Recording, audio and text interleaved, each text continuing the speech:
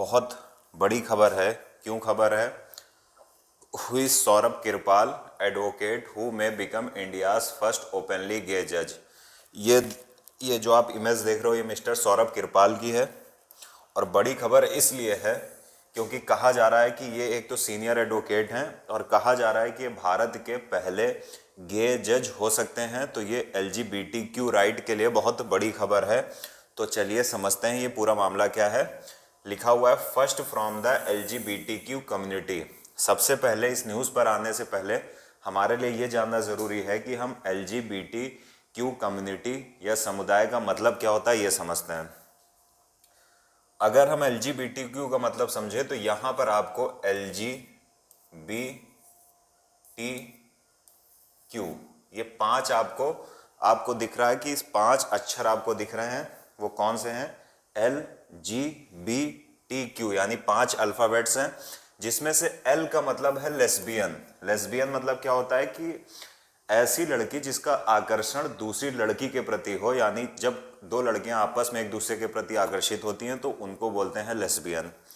उसके बाद बात आती है गे की। गे की मतलब है पुरुष के प्रति आकर्षण। ऐसे व्यक्तियों को हम बोलते हैं गे। तीसरी बात आती है बाइसेक्सुअल।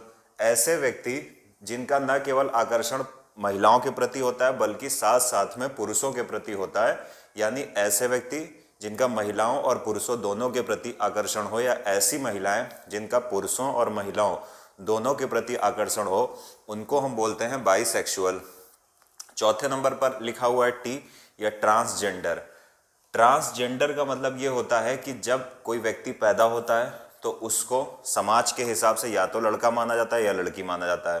मान लो कोई एक व्यक्ति पैदा हुआ, एक पर्सन पैदा हुआ और उसको हमने लड़का कहा, लेकिन वो अपने अंदर से अपने आप को लड़का नहीं मानता है, या वो अपने आप को महिलाओं के करीब ज़्यादा पाता है, या वो अपने अंदर जो एक आप ये समझ सकते हो कि वो महसूस करता है कि वो फीमेल है, तो ऐसे व्यक्ति को ट्रांसजेंडर कहते हैं। ऐसे व्यक्ति कभी कभी ट्रांसजेंडर अपना लिंग परिवर्तन भी कराते हैं, जो हमारे के यहाँ जो डॉक्टरी विधि है उसके माध्यम से इस प्रकार के व्यक्ति अपने लिंग का चयन करके उसके प्रति परिवर्तन करा लेते हैं। उसके बाद जो लास्ट वर्ड है इसका मतलब होता है क्वीर। क्वीर का मतलब हुआ ये चारों जो समूह हैं इन सबको संयुक्त रूप से एक वर्ड दिया गया है और उस वर्ड को कहा जाता है क्वीर। तो ये 5 हमने अल्फ़ाबेट्स का मतलब समझ लिया। अब हम देखते हैं कि न्यूज़ क्या है।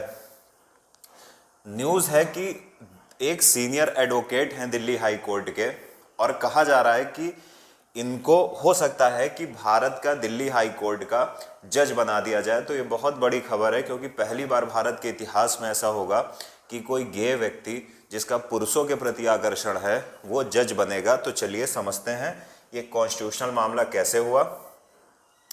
सबसे पहले हमारे लिए जानना ये ज़रूरी है कि भारत में जो हायर जुडिशरी है या उच्च न्यायपालिका है वहाँ पर जजेस की अपॉइंटमेंट या नियुक्ति कैसे होती है। अब अगर हम जजेस की नियुक्ति की बात करें, हाई कोर्ट की बात कर ले क्योंकि हाई कोर्ट का मामला है, तो हाई कोर्ट के संदर्भ में एक आर्टिकल मिलता है आपको इंडियन कॉन्स्टिट्यूशन के, आर्टिकल 217। कौन सा आर्टिकल है? आर्टिकल 217 है। और इसमें कहता है कि जो हाई कोर्ट के जजेस की अपॉइंटमेंट है वो प्रेसिडेंट के द्वारा यानी राष्ट्रपति के द्वारा चीफ जस्टिस ऑफ इंडिया या भारत के मुख्य न्यायाधीश और जिस राज्य की उच्च न्यायालय है उसके गवर्नर से परामर्श करके की जाएगी। ठीक है, यानी जो हाई कोर्ट के जजेस हैं उनकी अपॉइंटमेंट कैसे होगी?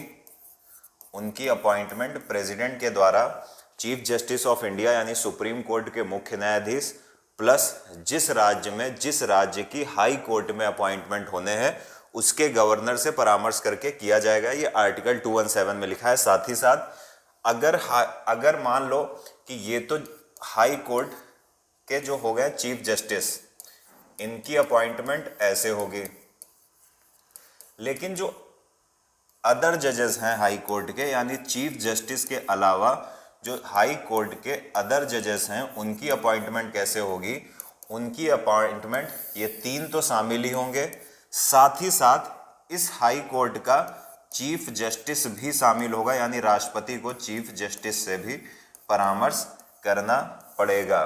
तो संविधान में क्या लिखा है, संविधान के आर्टिकल 217 या आर्टिकल 217 में ये लिखा गया है कि किसी भी राज्य की हाई कोर्ट के चीफ जस्टिस की अपॉइंटमेंट प्रेसिडेंट के द्वारा chief justice of India plus उस राज्य के गवर्नर से परामर्श करके की जाएगी। लेकिन चीफ जस्टिस के अलावा अगर जो हाई कोर्ट के अदर जजेस होते हैं उनकी अपॉइंटमेंट कैसे होगी, उनकी अपॉइंटमेंट में ये 3 व्यक्ति तो शामिल होंगे ही, साथ ही साथ जिस हाई कोर्ट के अदर जजेस की अपॉइंटमेंट करना है उस हाई कोर्ट का चीफ जस्टिस भी शामिल होगा, यानी राष्ट्रपति को संबंधित हाई कोर्ट के चीफ जस्टिस से भी परामर्श करना पड़ेगा। तो ये संविधान में कुछ प्रोविजन था। लेकिन हमें पता है कि हमारे संविधान में कुछ ऐसे हम देखते हैं कुछ विवाद हुए और विवाद के कारण सुप्रीम कोर्ट में मामला पहुंचा और इसी क्रम में सुप्रीम कोर्ट ने एक केस पहुंचा। आप अगर देखेंगे तो 1981 में जिसे हम बोलते हैं फर्स्ट जजेस केस, तो उसमें कहा गया कि जो संविधान के आर्टिकल 217 में या किसी अन्य आर्टिकल में जो लिखा है कि राष्ट्रपति कंसल्टेशन करेगा किससे, सीजीआई से, गवर्नर से, उस कंसल्टेशन का मतलब है कि राष्ट्रपति की अनुमति को ज्यादा प्रायोरिटी दी गई, कि राष्ट्रपति की इच्छा पर निर्भर है कि वो कंसल्टेशन करके जिन नामों की ये लोग सिफारिश करते हैं उसको अपॉइंट करे या ना करे। तो फर्स्ट जजेस केस में राष्ट्रपति को थोड़ा सा शक्तिशाली बना दिया गया।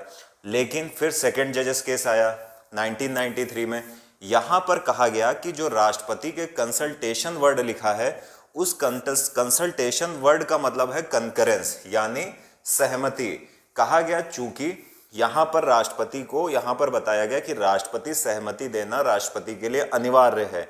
तो अब क्या हुआ, इसी सेकंड जजेस केस में, जिसे हम सेकंड जजेस केस ऑफ 1993 या सेकंड जजेस केस 1993 कहते हैं, इसमें पहली बार आप देखोगे कि कोलेजियम सिस्टम का ओरिजिन हुआ। यानी किस केस में, सेकंड जजेस केस में जो 1993 में था, और इसमें किसका ओरिजिन हुआ, कोलेजियम सिस्टम का।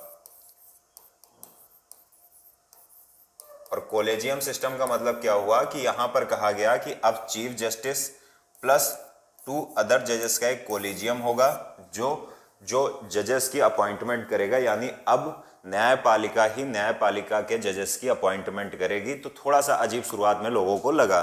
तो ये सेकंड जजेस केस था। फिर थर्ड जजेस केस आएगा, उसमें कहा गया कि इस कोलेजियम को बढ़ा दिया गया, यानी पहले 1+2 का था, अब 1+4 का हो गया, यानी एक चीफ जस्टिस होगा, दूसरा 4 अदर जजेस होंगे। तो ये हमारे देश में अभी जजेस की अपॉइंटमेंट की प्रोसेस है कि जजेस की अपॉइंटमेंट एक कोलेजियम प्रोसेस के थ्रू होती है और यही प्रक्रिया आज तक चली आ रही है। हालांकि सरकार ने एनजेएसी यानी नेशनल जुडिशियल अपॉइंटमेंट कमीशन के माध्यम से, राष्ट्रीय न्यायिक नियुक्ति आयोग के माध्यम से न्यायिक नियुक्तियों को बदलने का प्रयास किया, लेकिन सुप्रीम कोर्ट ने उसको अनकॉन्स्टिट्यूशनल घोषित कर दिया। पहली चीज है, तो उम्मीद है ये चीज आप लोग समझ पाए होंगे। अब देखते हैं कि इस कोलेजियम सिस्टम के द्वारा हाई कोर्ट के जजेस की अपॉइंटमेंट कैसे की जाती है। अब हमको देखना है कि इस कोलेजियम सिस्टम के थ्रू हाई कोर्ट के जो जजेस होते हैं उनकी अपॉइंटमेंट कैसे की जाती है। क्या आप लोगों को दिख रहा है? हाँ, सही है, दिख रहा है। देखिए, हाई कोर्ट के जजेस की अपॉइंटमेंट कोलेजियम के थ्रू की जाती है, लेकिन कैसे की जाती है चलिए इसको समझते हैं। देखिए, सबसे पहले हाई कोर्ट का एक कोलेजियम होता है। इस कोलेजियम में एक हाई कोर्ट का चीफ जस्टिस होगा और 4 अदर जजेस होंगे। ये क्या करते हैं, ये जजेस की अपॉइंटमेंट के लिए नाम रिकमेंड करते हैं। ये नाम जाते हैं सुप्रीम कोर्ट के कोलेजियम के पास, सुप्रीम कोर्ट के कोलेजियम के पास। यहां पर भी 1+4 का रेशियो होता है, यानी एक चीफ जस्टिस ऑफ इंडिया होगा प्लस 4 अदर जजेस होंगे। सुप्रीम कोर्ट के कोलेजियम से अप्रूवल मिलने के बाद ये पहुंचता है गवर्नमेंट ऑफ इंडिया के पास, गवर्नमेंट ऑफ इंडिया के पास। तो कोलेजियम या सेकंड जजेस केस के बाद से ये तय हो गया है कि सरकार अनुमति देगा, तो सरकार के पास ये जो न्यायाधीशों की नियुक्ति की सिफारिशें आती हैं, इसमें बहुत ज़्यादा कुछ शक्तियां नहीं होती। हालांकि सरकार यहाँ पर क्या करती है कि सरकार अगर किसी लॉयर को, या आप दूसरे शब्दों में समझो किसी वकील को अगर न्यायाधीश नियुक्त किया जा रहा है, तो सरकार के पास एक ऑप्शन होता है कि सरकार को अगर कोई शंका है तो इंटेलिजेंस ब्यूरो या आईबी के द्वारा उस एडवोकेट को, जिसको अभी जज अपॉइंट किया जाने वाला है, उसकी जांच करवा सकती है। तो इतनी सरकार की यहाँ पर पावर है, सरकार इस फैसले को लगभग मानना ही पड़ता है। तो ये हाई कोर्ट के जजेस की अपॉइंटमेंट हो गई। और अगर सुप्रीम कोर्ट के जजेस की अपॉइंटमेंट आपको समझनी है तो ये वाला इतना पार्ट आप हटा दो। यहाँ पर क्या होता है, सुप्रीम कोर्ट का कोलेजियम जिन जजेस की अपॉइंटमेंट करनी है उनके नाम की सिफारिश करता है गवर्नमेंट ऑफ इंडिया से, और गवर्नमेंट ऑफ इंडिया उसको फिर रिकमेंड कर देती है, या फिर अगर जांच करानी होती तो आईबी से जांच करा सकती है। बस इतनी ही ताकत है भारत सरकार के पास जजेस की अपॉइंटमेंट में। अब बात क्या है कि ये जो सौरभ कृपाल सर जिनको अपॉइंट किया गया है, क्या इसके माध्यम से एलजीबीटीक्यू समुदाय का भारत में कुछ उत्थान होगा? तो ऐसा लगता है बिल्कुल होगा। एक आप ये समझ सकते हो कि एक भरोसा बढ़ेगा सिस्टम के ऊपर भी उनका, कि उनके अधिकारों की यहाँ पर बात हो रही है, पहली चीज। अब हम बात कर लेते हैं कि भारत में एलजीबीटीक्यू समुदाय के राइट्स हैं क्या, तो चलिए समझते हैं। देखिए, भारत में केस हुआ था नवतेज सिंह केस, जो 2018 का केस है। केस का नाम है नवतेज सिंह केस 2018। और यहां पर सुप्रीम कोर्ट ने क्या किया, यहां पर सुप्रीम कोर्ट ने सेक्शन, यानी नवतेज सिंह, जो नवतेज सिंह जो केस कब का है, 2018 का है, यहां पर सुप्रीम कोर्ट ने सेक्शन 377 को डीक्रिमिनलाइज्ड कर दिया, यानी अब इसको अपराध की श्रेणी से बाहर कर दिया गया। क्यों? क्योंकि यहां पर यह था कि जो अगर कोई अप्राकृतिक संबंध बनाए जाते हैं, यानी प्राकृतिक संबंध ये हो गए कि पुरुष और महिला के बीच के संबंध को प्राकृतिक संबंध कहा गया। ये ब्रिटिश का कानून है, ब्रिटिश के समय का कानून है। और यहां पर कहा गया कि अगर पुरुष और महिलाओं से इतर कोई इस प्रकार के संबंध बनाता है तो उसे प्राकृतिक संबंध नहीं माना जाएगा, और उसके पश्चात उस पर कार्यवाही की जाएगी, उस पर कार्यवाही होगी तो उसको सजा मिलेगी। तो ये इसका मतलब था। तो नवतेज सिंह जौहर केस में सुप्रीम कोर्ट ने क्या किया, नवतेज सिंह जौहर केस में सुप्रीम कोर्ट ने इस प्रोविजन को हटाने का काम किया या डीक्रिमिनलाइज्ड कर दिया। तो पहली चीज ये आपको समझ में आई होगी। दूसरी चीज क्या है कि ये हमने समझ लिया। उसके बाद एक केस और आया, साफीन जहां केस, साफीन जहां केस। ये केस कब का था? ये केस था 2018 का। और ये केस था क्या, इस केस में जो साफीन जहां केस था, इसकी सबसे बड़ी बात यह थी कि सुप्रीम कोर्ट ने यहां पर कह दिया कि choice of partner is fundamental right, यानी प्रत्येक व्यक्ति को अपने पार्टनर को चुनने का अधिकार है, भले ही पार्टनर सेम सेक्स वाला क्यों ना हो। मतलब कि पुरुष को अगर पुरुष ही पसंद आ रहा है तो उसको भी अपना चुनाव करने का अधिकार है, क्योंकि right to choice is our fundamental right. और यही सुप्रीम कोर्ट ने इस केस में, यानी साफीन जहां केस में कहा।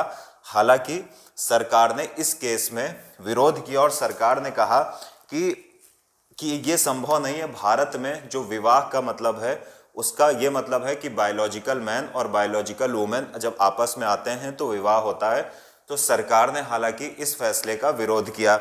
इसी तरह हम देखिए आगे चलकर जब हम इनके अधिकारों में और बढ़ते हैं तो हमको पता चलता है ट्रांसजेंडर पर्सन्स प्रोटेक्शन एक्ट या ट्रांसजेंडर्स पर्सन एक्ट ऑफ 2019। यहां पर क्या किया भारत सरकार ने, ये जो ट्रांसजेंडर व्यक्ति थे या ट्रांसजेंडर पर्सन्स थे, इनके प्रोटेक्शन के लिए 2019 में एक कानून बनाया। हालांकि इस कानून को, इसी कानून के माध्यम से ट्रांसजेंडर्स को थर्ड जेंडर की कैटेगरी में डाला गया। जब आप फॉर्म फिल करने जाते हो तो वहां पर मेल, फीमेल और थर्ड जेंडर का ऑप्शन आता है। लेकिन यहां पर सरकार की बहुत आलोचना हुई और कहा गया कि सरकार ने जो ट्रांसजेंडर्स पर्सन्स एक्ट बनाया है 2019 का, ये उचित नहीं है। यहाँ पर सरकार का कानून बहुत कारगर नहीं होगा। तो इस कानून के ऊपर सरकार की आलोचना ठीक ठाक हुई थी। तो ये हमारा पूरा मामला रहा। इस न्यूज़ में हमने इसके 2 डायमेंशन कवर किए। पहला डायमेंशन ये था कि हाई कोर्ट के जजेस की अपॉइंटमेंट कैसे होती है। इसका दूसरा डायमेंशन ये था कि भारत में LGBTQ राइट किस प्रकार से मिलते हैं और कैसे मिलते हैं।